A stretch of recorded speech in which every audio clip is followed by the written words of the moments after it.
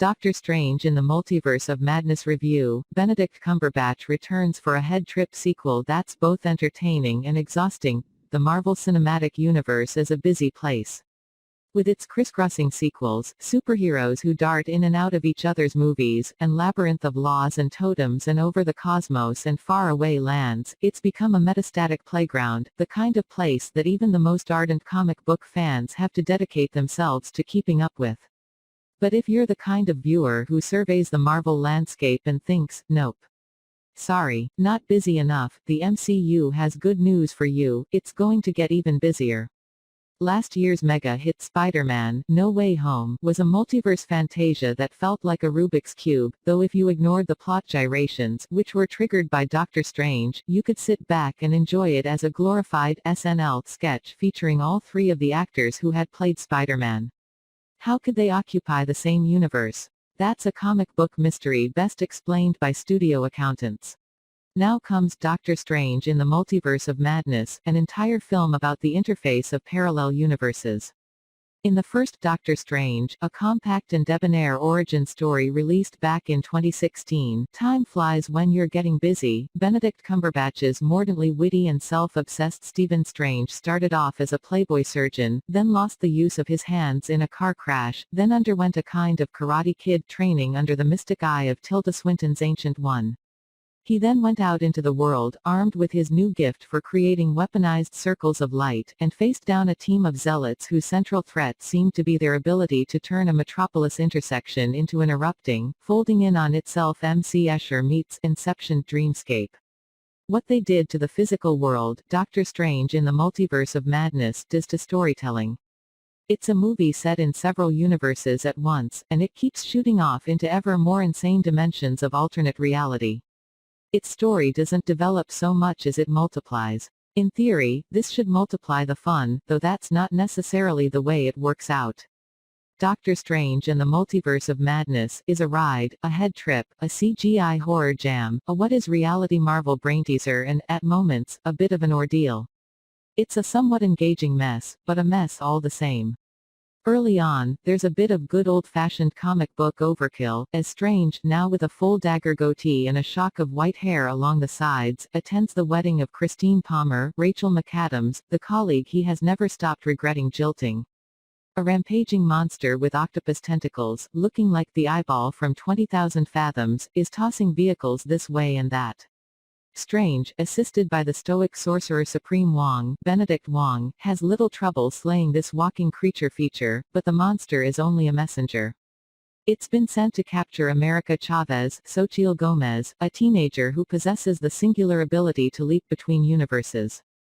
That's her only gift, but it's a transcendent one, and it's a power coveted by Wanda Maximoff, Elizabeth Olsen, aka the Scarlet Witch, who has been featured in several MCU films, like Captain America, Civil War, and Avengers: Age of Ultron, sometimes on the side of good. Now, after the 2021 miniseries WandaVision, she's a villain who will destroy worlds to become the person she was and still most wants to be, a mom. We're shown one of the multiverse versions of Wanda, where she's a single mother of two adorable boys. That's the identity she covets. But she needs the power of multiverse hopping to fuse with it. And Doctor Strange, now fully at home in his role as red-caped savior, can't allow her to have that power, it would wreak havoc on the entire multiverse. So after taking his young charge to Kamar Taj, which turns out to be a failed fortress once Wanda lays siege to its defending army of warrior monks, in other words, their golden light circles prove less powerful than her red fireballs, Strange and America escape to a different universe, a New York City in which the buildings are overgrown with flowery vines, a red light means go and a green light means stop, and pizza comes in balls. They wind up trapped in giant cubes overseen by Christine, who in this universe is a brilliant multiverse researcher.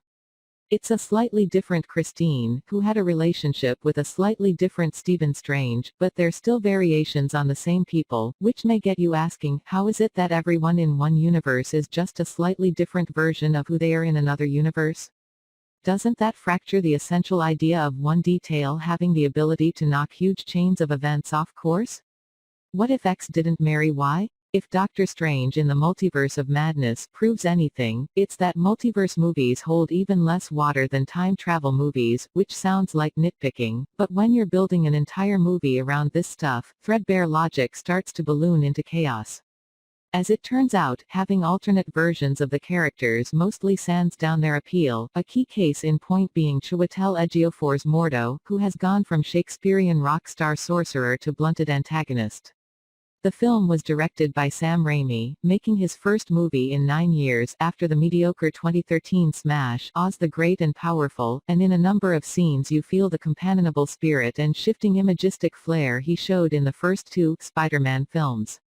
It's amusing to see him feature the Illuminati as a kind of skewed reality superhero team, or stage a duel fought with literal musical notes, a scene in which Danny Elfman's Night on Bald Mountain meets doom rock score excels.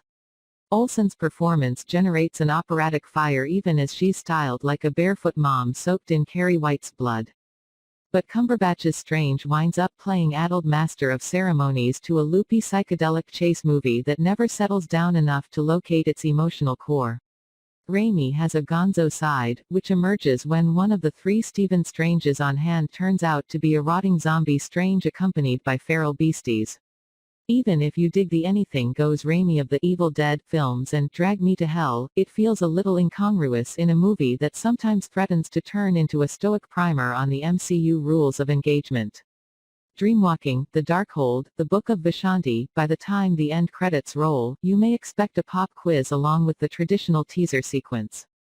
Is this the future of comic book cinema? Let's hope not, for just because you followed it all doesn't mean that Doctor Strange in the Multiverse of Madness earns every one of its elaborate and at times exhausting convolutions. Next article.